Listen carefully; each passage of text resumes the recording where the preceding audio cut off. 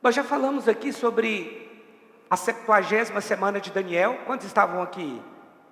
A semana da tribulação que vai acontecer sobre a terra num período de 7 anos.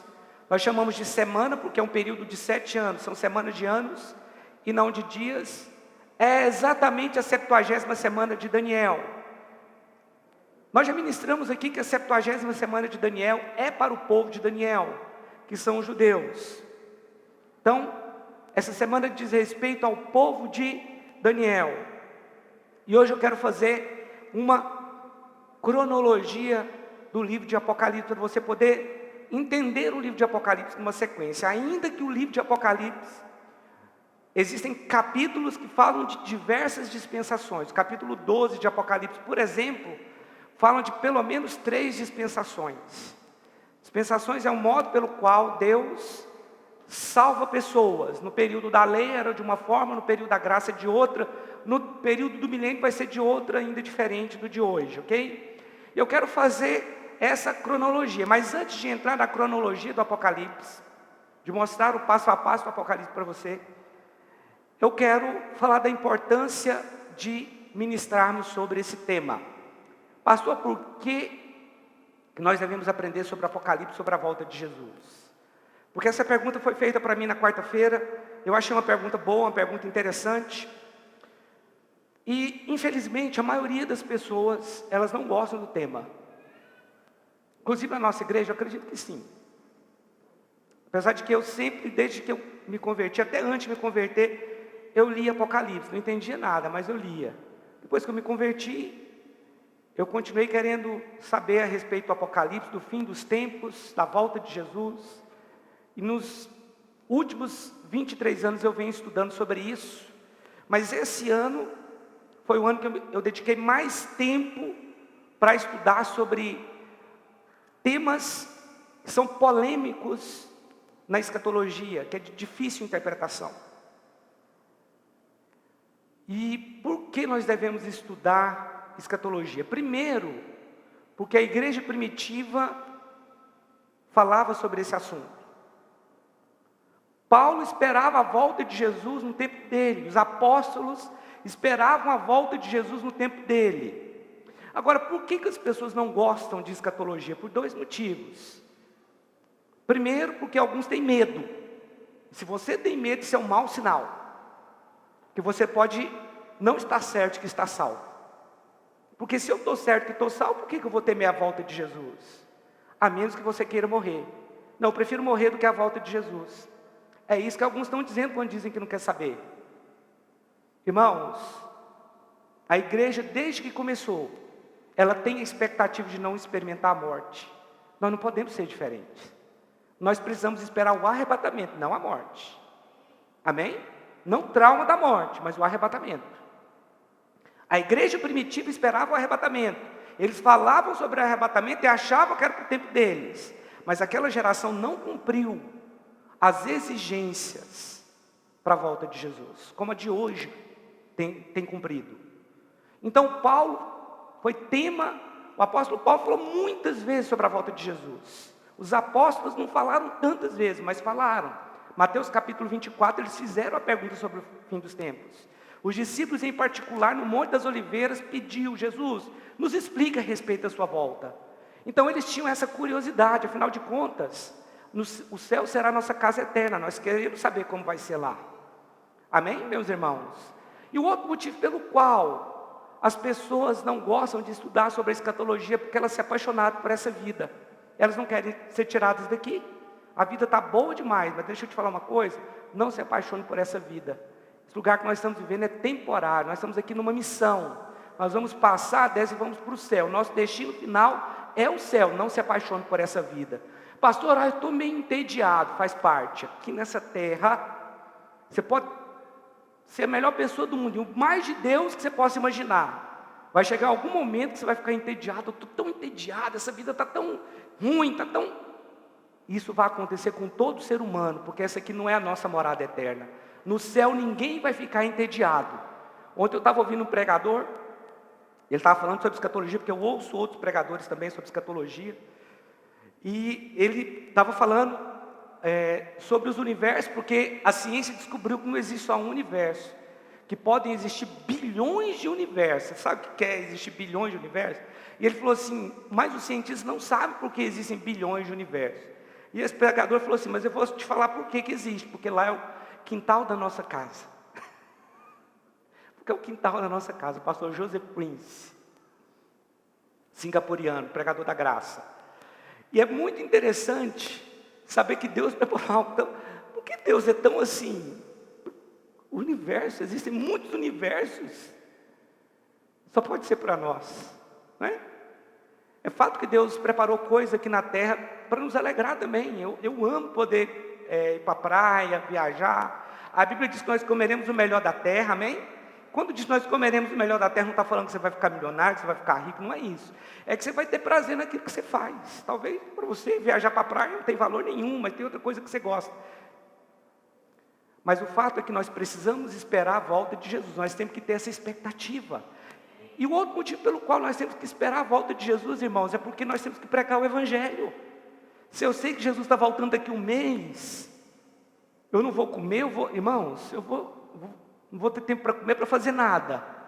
Eu vou ter que pregar o Evangelho, pregar, falar do amor de Deus, anunciar, Jesus está voltando, olha, vai acontecer isso. Você tem que acreditar, você precisa crer nisso. Nós temos uma missão nessa terra, nós estamos de passagem aqui. Esse é o menor tempo da existência do homem, mas o que as pessoas estão fazendo com a sua própria vida? Irmãos, o que são 80 ou 100 anos em relação à eternidade? É nada, é menos do que um grão de areia. O que nós estamos fazendo com a nossa vida? Nós precisamos ter expectativa da volta. Jesus falou, eu estou indo para a casa do meu pai, lá eu vou preparar a morada e volto para buscar vocês. Ele falou que vai voltar para nos buscar, mas a nossa morada não é aqui. Ainda que você viva bem, tenha uma vida boa, tenha uma condição financeira boa, esse não é o nosso lar. A Bíblia diz que nós somos estrangeiros de passagens por esse mundo. E hoje, como você é crente, o céu está dentro de você, você é um representante de Deus nessa terra, você é um embaixador de Cristo aqui. Então a nossa missão é pregar o Evangelho. Nós precisamos viver como se Jesus fosse voltar amanhã. Nós precisamos anunciar o Evangelho, pregar o Evangelho, falar do amor de Deus para os nossos familiares, para amigos, porque nós não queremos que essas pessoas fiquem. Então nós precisamos falar do amor de Deus. Eu quero começar falando da volta iminente no nosso tempo aqui. A Bíblia fala em vários textos, indica em vários textos da Bíblia, como por exemplo, Êxodo capítulo 19, que Jesus vai voltar no amanhecer do terceiro dia. Eu vou citar esse texto para você aqui. A Bíblia fala que Deus se manifestou a Moisés e falou assim, manda o meu povo que santifique hoje e amanhã, porque no terceiro dia eu voltarei. Então a exortação para nós é, santifique-se, porque no terceiro dia eu vou voltar. No amanhecer do terceiro dia. Isso aconteceu no Sinai. Para Deus um dia é como 1000 anos e 1000 anos é como um dia. Então para Deus nós estamos no amanhecer do terceiro dia. Lá no Sinai ele diz que voltaria no terceiro dia. A parábola do bom samaritano em Lucas capítulo 10, fala que o bom samaritano, ele pegou aquele homem que estava desmaiado, levou para uma hospedaria e deu ao hospedeiro 2 denários. E ele falou, olha, fica com esses 2 denários aqui. Quando eu retornar, eu te pago se você gastou alguma coisa a mais com ele. Ele pegou aquele homem que estava ferido, levou para uma hospedaria, a hospedaria ali é a igreja, e diz para o hospedeiro, você é o hospedeiro, olha, está aqui, eu já passei óleo, já passei vinho, tudo ok. Ele já foi redimido, já está lavado, remido pelo sangue, cuida dele, se você gastar alguma coisa a mais, eu te recompenso quando voltar. Nós temos uma promessa de recompensa de Deus por aquilo que estamos fazendo nessa terra. Tudo aquilo que você faz na terra vai ter uma recompensa no céu, se você estiver fazendo com o coração correto. Amém?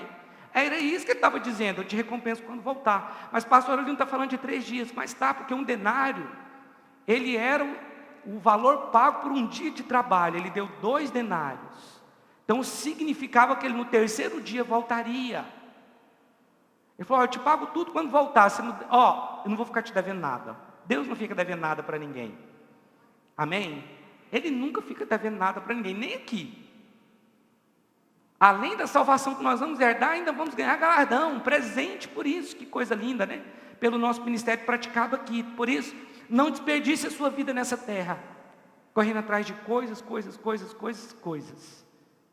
Ainda que você tenha que trabalhar, ainda que você tenha muitas coisas para fazer aqui nessa terra, não perca o foco. Você está aqui numa missão de Deus. Nunca se esqueça disso. Você veio a esse mundo com um propósito. Ah, meu propósito aqui nesse mundo é ser famoso. Não, não é esse o propósito de Deus. Ainda que dentro do propósito de Deus até você pode se tornar famoso. Porque tem pessoas que usam a sua fama para influenciar pessoas em Cristo, que é bom. Amém? Então perceba, também lá em Josué capítulo 9, esse texto eu não vou abrir para você, quando a Bíblia fala que o sol parou, o que tinha acontecido? Os israelitas fizeram uma aliança com os gibeonitas. Os israelitas ali, os gibeonitas ouviram falar da fama dos israelitas, que eles estavam matando todos os povos que estavam ao redor deles, e os gibeonitas se disfarçaram, foram até eles e falaram: nós somos de um povo muito distante daqui, nós queremos fazer uma aliança com vocês. E aí a Bíblia diz que os líderes não oraram e fizeram uma aliança. E aí depois, 3 dias depois, eles descobriram que os gibeonitas estavam a 8 quilômetros deles. Era uma cidade muito grande. Eles falaram: mas você nos enganou. Falou: pois é, mas você estava matando todo mundo, a gente temeu, ficou com medo, estamos aqui para servir vocês agora. Aí Josué falou: tudo bem, então vocês vão ser lenhadores aqui. Por que eu estou citando esse texto? Porque ele também fala o 3º dia, mas lá fala que o sol parou. Foi onde? Gibeão. Porque quando Gibeão clamou, os amonitas não, o povo de Jerusalém fez uma coalizão, chamou outros povos e falou o seguinte: vamos lutar contra os gibeonitas, porque eles se aliaram aos israelitas. Eles foram tentar invadir, os gibeonitas mandaram chamar os israelitas, e aí Josué entrou na guerra, os judeus entraram na guerra e começaram a vencer a guerra. E aí então Josué orou para que o sol parasse. Isso aconteceu em Gibeão. E o sol parou. Da mesma forma que as profecias em relação a Israel estão paradas hoje.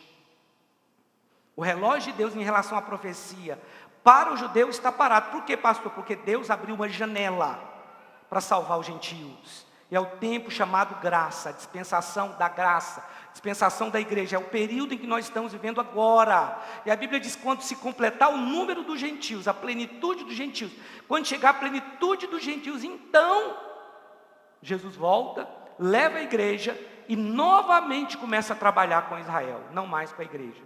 Porque a igreja vai estar com o Senhor, vai estar no casamento com o Cordeiro. Pastor, mas você já falou que o arrebatamento acontece no começo da tribulação, mas alguns estão dizendo que vai ter 2, irmãos, impossível. A igreja não pode subir desmembrada, a igreja é um corpo. A Bíblia diz que nós vamos encontrar com os nossos irmãos nos ares, aqueles que são de Cristo. Vão encontrar com os nossos irmãos, aqueles que já morreram, os que dormem. Eles vão ressuscitar primeiro, depois nós, os que ficarmos vivos. Lá está dizendo, nós, alguns que ficarmos vivos. Lá está dizendo os que ficarmos vivos, não alguns que ficarmos vivos. Pastor, mas não vai ter crente na tribulação? Não vai ter. Vai ter evangélico na tribulação. Crente não, crente subiu, é a igreja. E frequentadores de igreja, esses vão ter. Não, a igreja não vai ter mais. Mas pessoas que se autodenominavam evangélicas e cristãs que podem ficar, claro, porque não é crente. Nem todos que frequentam a igreja são crentes. Mas toda a igreja vai subir.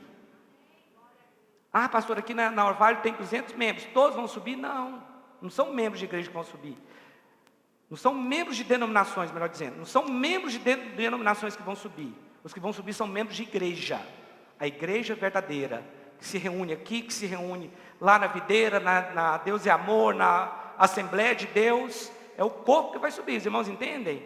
Agora outros que frequentam, são membros de denominações, vão ficar. Pastor, agora você me confundiu mesmo. A igreja é invisível, irmãos, nós não podemos ver. Mas pelos frutos nós podemos identificar alguns. Não cabe a mim falar, esse vai ser salvo, aquele ali não. Mas é fato que alguns irmãos, pseudo-irmãos, aquele ali, só Jesus na causa. Só eu que penso assim, irmãos. Só eu que tenho coragem de falar, mas não é só eu que penso assim, não. Só eu que me exponho aqui, né? Falando disso. Apocalipse capítulo 1 a 3 Eu vou aqui falar rapidamente, porque eu quero focar no capítulo 12 e 13. Apocalipse capítulo 1 a 3 fala do período da igreja. Uma coisa interessante no período ali da igreja, que fala das 7 igrejas da Ásia Menor, do Apocalipse. Essas igrejas da Ásia Menor, a última igreja é a igreja de Laodiceia. Mas essas igrejas coexistiram na mesma época. A igreja de Laodiceia e Filadélfia, elas apontam para o mesmo período de tempo. Porque essas igrejas, elas apontam para um período de tempo na história da igreja. Ok? A igreja de Éfeso aponta para um período dos crentes na terra. A igreja de Esmirna aponta para outro período. A igreja de Laodiceia, que é a igreja que achava que era rica, que tinha tudo, mas que era cega, pobre e nu, é do nosso tempo. Mas a igreja de Filadélfia, que é a igreja mais fiel, que não teve nenhuma repreensão, também é a igreja do nosso tempo. Ou seja, no nosso tempo existe a igreja fiel e a igreja infiel. Em outro momento eu chamei a igreja professante e a igreja verdadeira. A igreja verdadeira é a igreja de Filadélfia. Filadélfia significa amor fraternal. E a outra igreja é a igreja apenas professante, aquela que diz que é rica, que diz que pode enxergar, mas não enxerga. É pobre, cega e nu. Existe essa outra igreja também, a falsa igreja. E ela vai se manifestar com muita força no período dos 7 anos. Por quê? Porque ela vai ser a falsa religião desse período. Mas eu não vou entrar agora, porque não é o que eu vou falar. Depois eu vou falar disso no Apocalipse 17 e 18. Hoje eu quero focar mais no capítulo 12 e 13. Mas eu quero fazer aqui uma sequência para você, só para você entender. Então, do capítulo 1 ao 3, está falando do tempo da igreja. O Apocalipse fala desse tempo aqui. João viu algumas coisas, repreendeu a igreja e tudo, ok? No capítulo 4, olha lá, capítulo 4 de Apocalipse.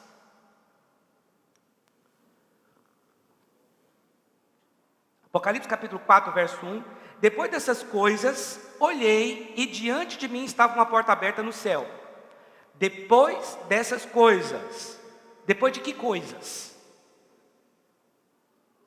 Qual era o capítulo 1, 2 e 3? Período da igreja na terra. Amém? Apocalipse capítulo de 1 a 3 fala do período da igreja na terra. Aí João vem para o capítulo 4. Depois dessas coisas, olhei e diante de mim estava uma porta aberta no céu. A voz que eu tinha ouvido no princípio, falando comigo como trombeta, disse: suba para cá e lhe mostrarei o que deve acontecer depois das coisas que João havia relatado da igreja. Depois do tempo da igreja, eu vou te relatar o que vai acontecer. Depois dessas coisas, subir para cá, é o arrebatamento. Ok? Então, capítulo 4 de Apocalipse até o 19, até o 18, não há menção da igreja. Capítulo 19, a igreja é novamente mencionada quando ela volta, depois das bodas do Cordeiro com Jesus. Então, capítulo 4 faz a transição do período da graça para o período da semana de Daniel, a última semana de Daniel, que é o período da tribulação. Capítulo 5, também não vou entrar porque não tem, falando desse tempo que João esteve no céu se preparando para escrever o Apocalipse. Capítulo 6 começa a falar sobre os selos. E os 4 primeiros selos, irmãos, lembram? O primeiro selo era o cavalo branco. Esse cavalo branco é o anticristo, o cavaleiro do cavalo branco, porque ele saiu para vencer. Ele foi dado a ele a autoridade para vencer durante um tempo. Esse é o anticristo. Depois você vai ver outros 4 cavaleiros, cavalo vermelho, amarelo, preto, cada um simboliza uma coisa, ok? E quando você vai para Mateus capítulo 24, você começa a ler o que Jesus explica para os discípulos a respeito da tribulação, e você pega o texto de Apocalipse 6 e coloca sobre Mateus 24, você vai perceber que eles estão falando da mesma coisa. Dos cavaleiros que está aqui, os 5 primeiros selos do capítulo 6 de Apocalipse, está descrito em Mateus capítulo 24, Jesus falando, fome, descrevendo aqui os cavaleiros, falso Cristo, guerra, porque esses cavaleiros simbolizam guerra. Os primeiros 5 selos estão lá em Mateus capítulo 24, quando você põe um texto sobre o outro, você vai ver que eles estão falando da mesma coisa. Jesus está descrevendo o tempo da tribulação. Mateus capítulo 24, capítulo 25 não fala da igreja.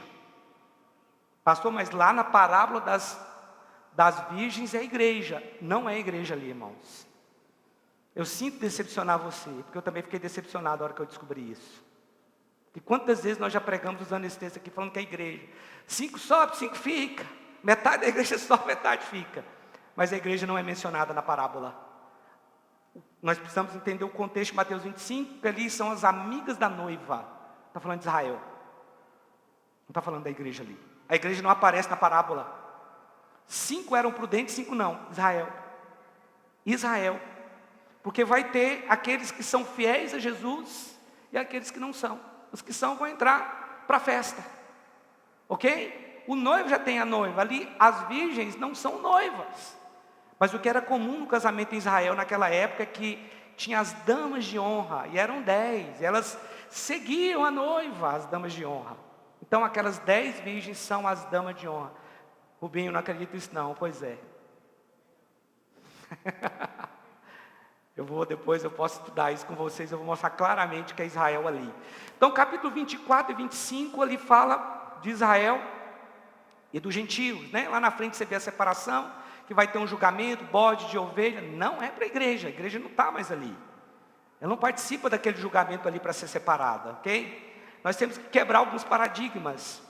Eu estudei muitas coisas nesse período agora da pandemia, porque eu tive muito tempo para isso, e foi importante para sanar algumas dúvidas que eu também tinha.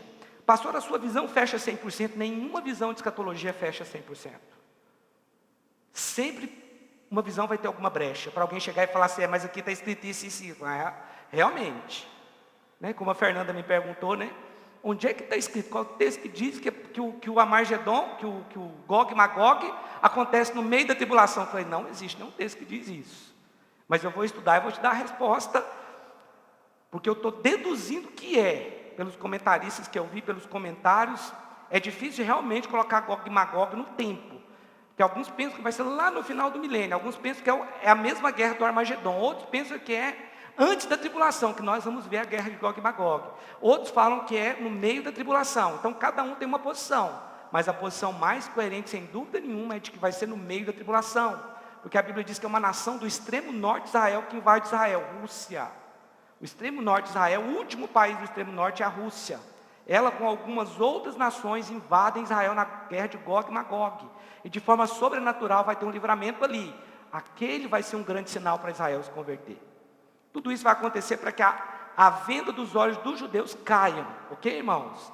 Capítulo 7, Apocalipse. Tem algo importante aqui que são os 144 mil judeus selados. Por que 144 mil judeus serão selados? Porque esses homens eles não são convertidos hoje, mas no período da tribulação serão. E o selo de Deus vai protegê-los nesse período de 7 anos da tribulação. Porque no período da tribulação, irmãos, meteoros de 30 quilos vão cair na terra. Chuva de meteoro. Pastor, mas já aconteceu antes? Já aconteceu em Sodoma e Gomorra. Já aconteceu em outras situações que Deus mandou pedra. Nessa situação, por exemplo, dessa guerra de Josué. Fala que meteoros caíram sobre a cabeça das pessoas e mataram. Tempo passado, já houve arrebatamento. Elias foi arrebatado, Enoque foi arrebatado. Então tudo que nós estamos falando aqui não é nenhuma novidade. Mas no período da tribulação, terremotos que vai matar um terço da cidade, 7 mil pessoas na cidade de Jerusalém, tsunamis, tudo isso vai acontecer, coisas muito terríveis vão acontecer lá. Mas esses 144 mil, eles vão ter a responsabilidade de pregar o evangelho do reino no período de 7 anos. Eles vão pregar aqui a palavra. Pastor, mas como que vai ser a salvação? Vai ser pelo sangue do Cordeiro e pelo testemunho que deram. É o que a Bíblia diz. Eles vão se lavar suas vestes no sangue do Cordeiro. Olha aqui, verso 9. Apocalipse capítulo 7, verso 9. Diz assim: depois dessas coisas olhei e vi uma grande multidão que ninguém podia contar, de todas as nações, tribos, povos, línguas, que estavam em pé diante do trono e perante o Cordeiro, trajando compridas vestes brancas e com palmas nas mãos. Olha para mim agora. As testemunhas de Jeová dizem que só 144 mil vai ser salvo. Mas eles ignoram o versículo seguinte, que é o versículo que eu acabei de ler aqui. Uma grande multidão no céu que ninguém podia contar. Se ninguém podia contar, então eles não eram 144 mil. Onde que eles estavam? Diante do trono de Deus. Quem são essas pessoas? Pessoas que se converteram durante a tribulação e que foram perseguidas e mortas. Agora olha a conclusão. Clamavam com grande voz: salvação ao nosso Deus, que está assentado no trono, e ao Cordeiro. Todos os anjos estavam em pé ao redor do trono, e dos anciãos, e dos 4 seres viventes. Eles se prostraram diante do trono sobre os seus rostos e adoravam a Deus, dizendo: amém, louvor e glória, sabedoria, ação de graças, honra, poder e força ao nosso Deus, para todo sempre, amém. Então, um dos anciãos me perguntou: estes que estão vestidos de branco, quem são eles, de onde vieram? Por que eles estavam vestidos de branco? Porque eles tinham sido redimidos, né? Respondi-lhe: Senhor, tu sabes. João falou assim: eu não sei quem é, mas o Senhor sabe, né?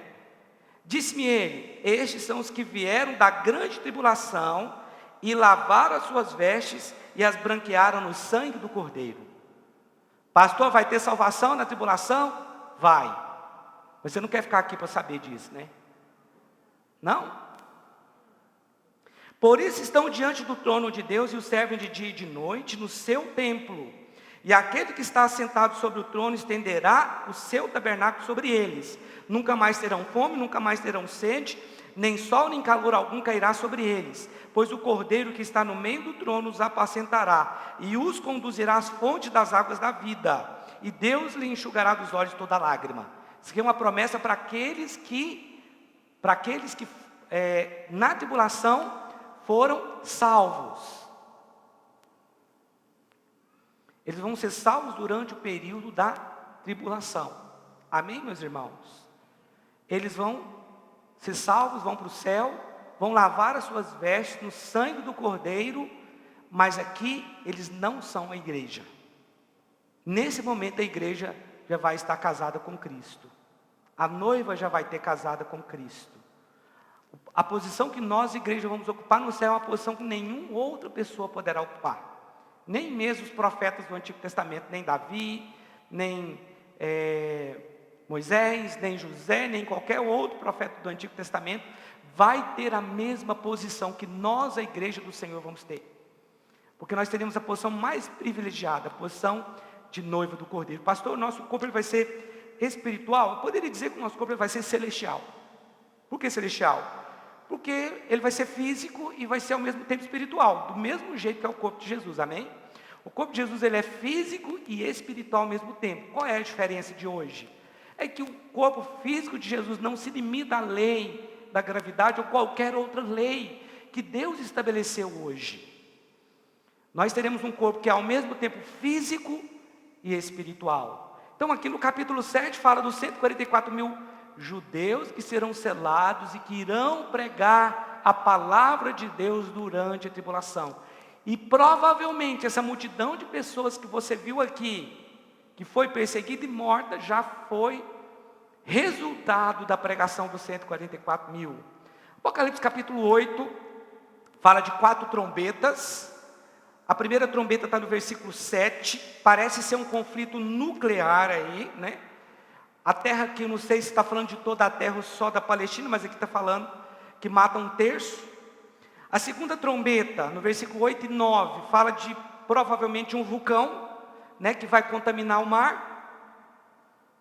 Depois, Apocalipse, versículo 10 e 11, provavelmente um asteroide que cai sobre a terra, contamina 1/3 das águas, das fontes das águas.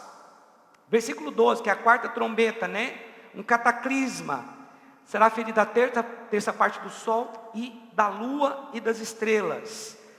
Pastor, isso aqui é literal. Como eu disse, nós temos que interpretar o Apocalipse de forma literal, mas existe uma linguagem alegórica que a gente também tem que observar. Isso aqui pode estar falando dos poderes mundiais que serão abalados no período. Eu não estou certo disso. A quinta trombeta, no capítulo 9, do versículo de 1 a 6, fala de demônios que parece que vão assumir formas bizarras no período da tribulação, ok? A sexta trombeta, que está aí no versículo 13, Apocalipse capítulo 9, deixa eu ler para você, versículo 13, depois eu vou ler o 15 e o 18. O sexto anjo tocou a sua trombeta, e ouvi uma voz que vinha das 4 pontas do altar de ouro que estava diante de Deus. Verso 15: foram soltos os 4 anjos que estavam preparados para aquela hora, dia e mês e ano, a fim de matarem a terça parte dos homens. O número dos exércitos dos cavaleiros era de 200 milhões, e eu vi o número deles. Olha o verso 18: por essas 3 pragas foi morta a terça parte dos homens, isto é, pelo fogo, pela fumaça e pelo enxofre que saíam das bocas dos cavalos. Aqui literalmente não é cavalo, mas é alguma coisa que João viu, que deve existir no nosso dia de hoje, né? Quando João fala lá, eu vi um escorpião, eu vi isso, eu vi um gafanhoto, provavelmente ele viu um helicóptero, viu um avião que se parecia com um gafanhoto, mas a comparação que ele tinha com coisas da época, né? Apocalipse, capítulo 10, fala do livrinho, né? Que era doce na boca e amargo no ventre. Apocalipse capítulo 11. Eu quero chamar a sua atenção para esse capítulo aí, no versículo 1. Apocalipse capítulo 11, verso 1 até o verso 5, para as 2 testemunhas. Foi-me dado um caniço semelhante a uma vara, e foi-me dito: levanta-te e mede o templo de Deus, o altar e os que nele adoram. Deixa, porém, o ato que está fora do templo, não meças, porque foi dado aos gentios. Estes pisarão a cidade santa por 42 meses. 42 meses é quanto tempo? 3 anos e meio, amém? E darei poder às minhas 2 testemunhas, e elas profetizarão por 1260 dias vestidas de pano de saco, que também é 3 anos e meio. Então, nos primeiros 3 anos e meio da tribulação, vão aparecer 2 testemunhas que vão profetizar da parte de Deus, ok? Essas 2 testemunhas terão poder para fechar os céus e não fazer chover por 3 anos e meio. Olha, tinha um bom tempo que não chovia aqui em Goiânia. Deu uma chuva aí, talvez um mês atrás, né, uma chuva. Mas o calor que estava fazendo aqui, irmãos, estava absurdo, né, no Brasil inteiro. Agora você imagina 3 anos e meio em Israel, no deserto. Nós tivemos uma cidade chamada Jericó, a cidade mais baixa do mundo. Cidade mais baixa do mundo, talvez a que está mais perto do centro do inferno. Pastor, você fala cada coisa. Mas foi o lugar mais quente que eu já vi na vida. A teoria que eu tenho é essa, viu, Carlinhos? Nós pegamos 47 graus do Mar Morto, que é a parte mais baixa da terra. Mas a cidade mais baixa da terra é Jericó. E lá estava mais quente do que estava 46 graus em Jericó. Estava mais quente que os 47 lá do Mar Morto, porque lá em Jericó tem montanhas, não venta. Irmãos, para a gente sair para tirar uma foto numa figueira brava, que a gente saiu para tirar foto, foi assim, 1 minuto. Porque não aguentava ficar, tão calor. Aí você tinha que voltar correndo para o ônibus, porque o ônibus tinha ar-condicionado. Muito quente, muito quente, mas pensa num lugar quente. Apocalipse 11 fala que eles vão ter poder para fechar o céu por 3 anos e meio. Você imagina o que é Israel não chovendo 3 anos e meio, calor, fome, né? Porque não vai ter, você vai plantar, não vai colher. E a Bíblia fala que essas 2 testemunhas também terão o poder de fazer descer fogo do céu sobre os seus inimigos. Agora, pastor, quem são essas 2 testemunhas? Alguns acreditam que essas 2 testemunhas são Elias e Enoque, porque eles não morreram, né? Foram 2 homens que foram arrebatados para Deus. E o ministério das 2 testemunhas tem semelhança com o ministério de Elias. Outros dizem que é Moisés e Elias. Os que defendem que é Moisés e Elias também defendem que Moisés ressuscitou e vai voltar. E foi ele que apareceu no Monte da Transfiguração. Não sei, porque a Bíblia não fala que Moisés ressuscitou em nenhum lugar. Mas fala assim que um arcanjo disputou o corpo de Moisés com o diabo. Mas não fala que ele ressuscitou. Outros dizem que pode ser pessoas que vão estar vivendo na época. Não sei. Minha opinião é que realmente é Elias e Enoque, que ambos não passaram pela morte. Mas a Bíblia diz que no testemunho que eles vão dar, no meio da tribulação, a besta que sobe do abismo, que é o diabo, vai fazer guerra contra eles e vai matá-los. A ponto de as pessoas que estão vivendo na terra dar presente uns para os outros e se alegrar, porque morreram as 2 testemunhas que atormentavam a terra, que impedia de chover. Mas a palavra diz que na rua de uma grande cidade em Jerusalém, algumas traduções falam que é uma praça, mas a melhor tradução é que uma grande rua em Jerusalém, vai ter os corpos das duas testemunhas ali expostas durante 3 dias, para que o mundo inteiro veja que eles morreram. Porém, ao final de 3 dias, o Espírito de vida entra neles e eles sobem para Deus. E a palavra diz que grande temor virá sobre os moradores da terra nesse período. Deixa eu ler aqui verso 15. O 7º anjo tocou a sua trombeta e houve no céu grandes vozes que diziam: os reinos do mundo vieram a ser do nosso Senhor e do seu Cristo, e Ele reinará para todo o sempre. Aqui está falando que Jesus volta. Pastor, mas Ele volta no capítulo 11? Do capítulo 4 até o capítulo 11, está falando tudo que vai acontecer no período da tribulação. No capítulo 12, João volta para a tribulação e começa a falar dos personagens da tribulação, daqueles que vão estar durante a tribulação, ok? Versículo 12, que vai ser a matéria de hoje. O pastor está começando a palavra agora, não pode ficar tranquilo, que se eu passar do horário hoje vai ser muito pouco, amém? Aqui em Apocalipse capítulo 12, no versículo 1 diz: apareceu no céu um sinal extraordinário, uma mulher vestida do sol, com a lua debaixo dos pés e uma coroa de 12 estrelas sobre a cabeça. Ela estava grávida e gritava de dor, pois estava para dar à luz. Viu-se também outro sinal no céu, um grande dragão vermelho que tinha 7 cabeças e 10 chifres, e sobre as suas cabeças 7 diademas. A sua cauda levou após si a terça parte das estrelas do céu e lançou-a sobre a terra. O dragão parou diante da mulher que estava prestes a dar à luz, para que, dando ela a luz, lhe devorasse o filho. Ela deu à luz um filho, um varão, que há de reger todas as nações com vara de ferro. E o seu filho foi arrebatado para Deus e para o seu trono. Preste atenção aqui. A primeira pessoa que nós temos que identificar aqui, eu sei que fala primeiro da mulher, mas a primeira pessoa que nós temos que identificar é quem é o filho varão. O filho varão é Jesus. Ok? Por que o filho varão é Jesus? Aqui em Salmos, no capítulo 2, versos 7 a 9, diz assim: proclamarei o decreto do Senhor. Ele me disse: tu és o meu filho, eu hoje te gerei. Aqui está falando do nascimento físico de Jesus, ok? Pede-me. Olha o que Deus, a promessa de Deus para Jesus: pede-me e eu te darei as nações por herança e as extremidades da terra por tua possessão. Com vara de ferro as regerá e as despedaçarás como vaso de oleiro. Está falando que Jesus vai reinar sobre a terra com vara de ferro, com cetro de ferro. Não é que vai ser aquele negócio imposto, é que vai ser um reino de justiça, que não vai haver iniquidade.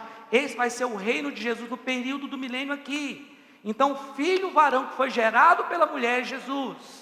Amém? Outro texto, Apocalipse capítulo 19, versículo 11. Vi o céu aberto e eis um cavalo branco. Esse cavalo branco aqui agora é Jesus.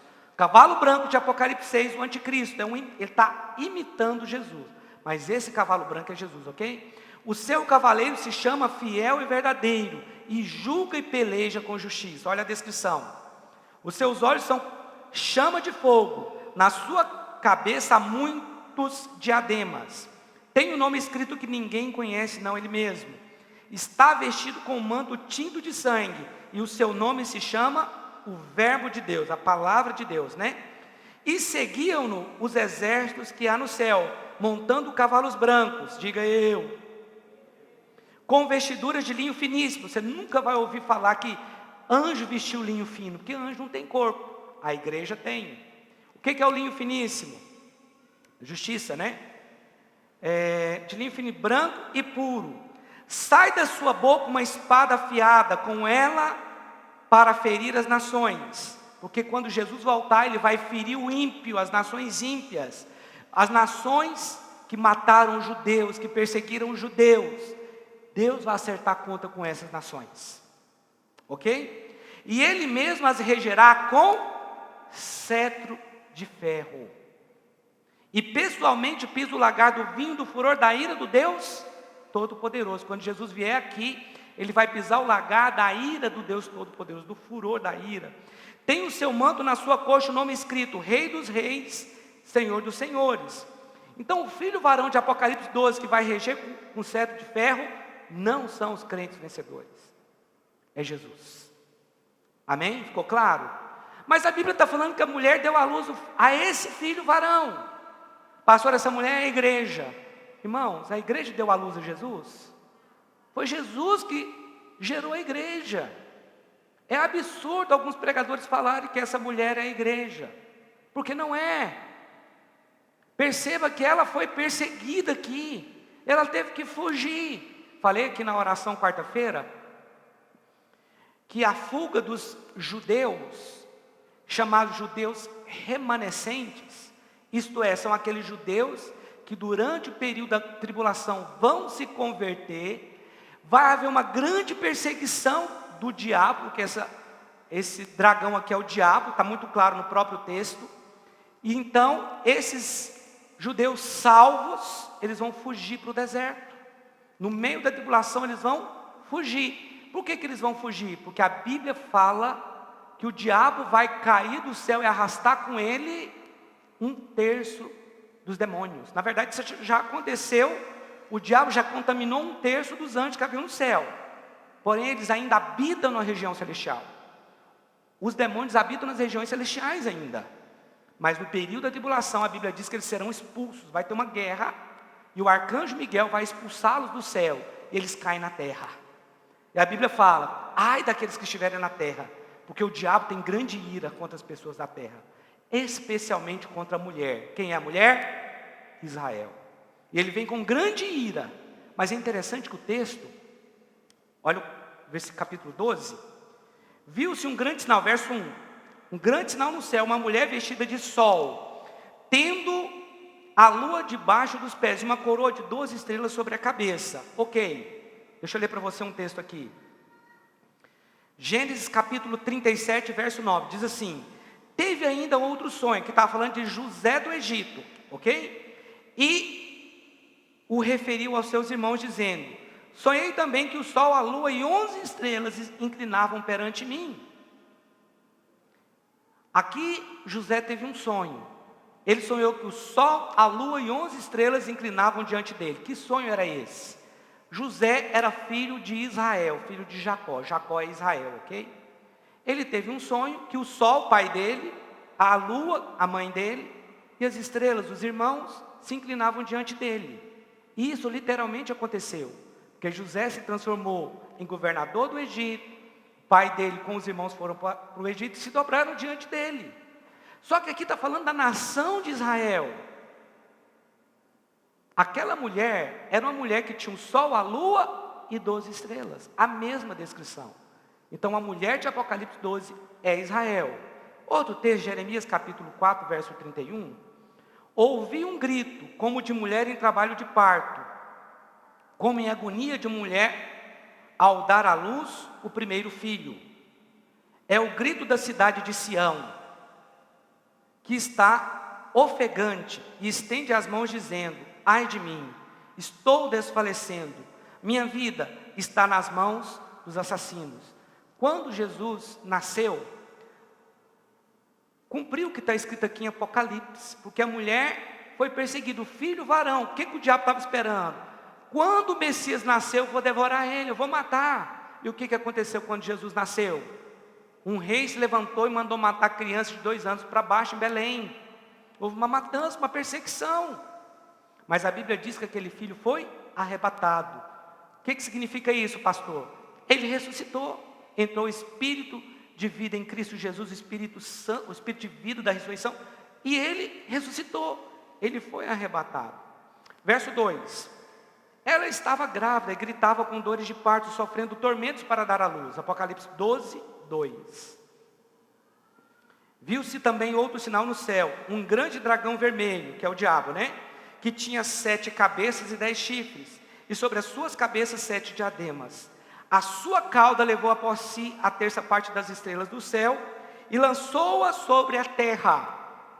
E o dragão parou diante da mulher que estava prestes a dar à luz, para que, dando ela à luz, lhe devorasse o filho. Ela deu à luz um filho, um varão, que há de reger todas as nações com vara de ferro, e o seu filho foi arrebatado para Deus e para o seu trono.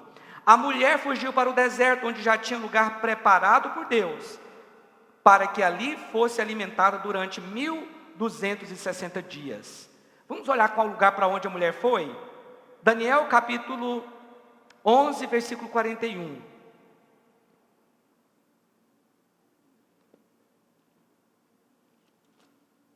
Daniel capítulo 11, verso 41. Já estou encerrando, irmãos. Eu vou falar só o capítulo 12, porque não vai dar tempo de entrar no 13, tá? E na semana que vem a gente continua. Diz assim, deixa eu ler aqui. Vou falar aqui, fazer uma descrição aqui do anticristo. Este rei fará conforme a sua vontade, e se levantará e se engrandecerá sobre todo Deus. Aqui está falando do anticristo. Falará coisas espantosas contra Deus dos deuses, e será próspero, até que a ira se complete, porque aquilo que está determinado será feito. Não terá respeito aos deuses de seus pais, nem terá respeito pelo desejado das mulheres, nem a qualquer deus, porque sobre tudo se engrandecerá. Ao Deus das fortalezas, porém, honrará em seu lugar. E a um Deus a quem seus pais não conheceram, honrará como ouro, com prata, com pedras preciosas e com coisas agradáveis. Com base, eu não falei o versículo? Eu li a partir do versículo 36, agora eu li o 38. Essa descrição aqui é do anticristo. Esse versículo indica que o anticristo vai ser um judeu, porque ele não vai ter respeito ao Deus de seus pais. Agirá contra os castelos fortes com auxílio de um Deus estranho, e ao que o reconhecerem, multiplicará a honra e os fará reinar sobre muitos, e repartirá a terra por preço. Que terra? Terra de Israel. No fim do tempo, o rei do sul lutará com ele, e o rei do norte o atacará. O rei do sul são as confederações africanas, e o rei do norte há uma confederação da Rússia. O rei do norte atacará com carros, com cavaleiros e com muitos navios. Entrará nas terras e as inundará e passará. Olha o verso 31. Entrará também na terra gloriosa, e muitos países serão derrubados, mas da sua mão escaparão estes, Edom e Moabe, e as primícias do filho de Amon. A Bíblia em Apocalipse 12 fala que a mulher, Israel, ou seja, os salvos, eles vão fugir para uma região. Que região é essa? Edom, Moabe e as primícias de Amon. Essa região hoje é a região da Jordânia. Você sabe que tem um texto na Bíblia, que eu não me recordo aqui agora, que fala que no dia que Jesus vier, e os judeus olhar para ele, eles vão perguntar por que ele está manchado, que as suas vestes estão manchadas com sangue. E ele vai falar que ele veio de Edom. Porque ele vem, ele batalha em Edom, ou seja, lá na Jordânia, exatamente o lugar onde estão os judeus, onde a mulher fugiu para o deserto. A região da Jordânia é deserto. A cidade de Petra, só a cidade de Petra, ela cabe 250 mil pessoas. É muito provavelmente que essa fuga que vai acontecer em Apocalipse 12, porque Israel foge, eles vão fugir para essa região, porque a Bíblia diz que Edom, Moabe e as primícias de Amon serão poupados do príncipe que há de vir, que é o anticristo. Então, o anticristo não vai atacar essas nações, porque ali vão estar os judeus salvos. Amém, irmãos? Isaías 63, 1. Deixa eu ler esse texto aqui para você.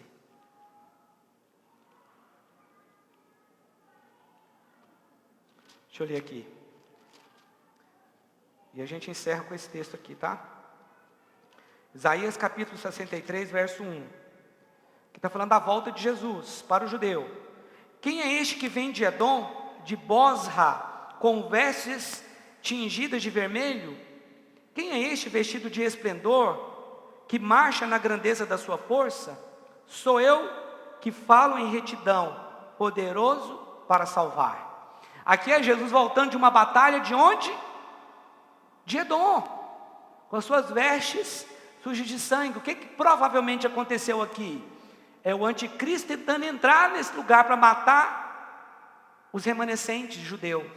Aí dá exatamente na volta de Jesus à terra. Jesus vem, destrói o exército do anticristo e vai para onde? Para o Armagedon. E vai para o vale do Armagedon.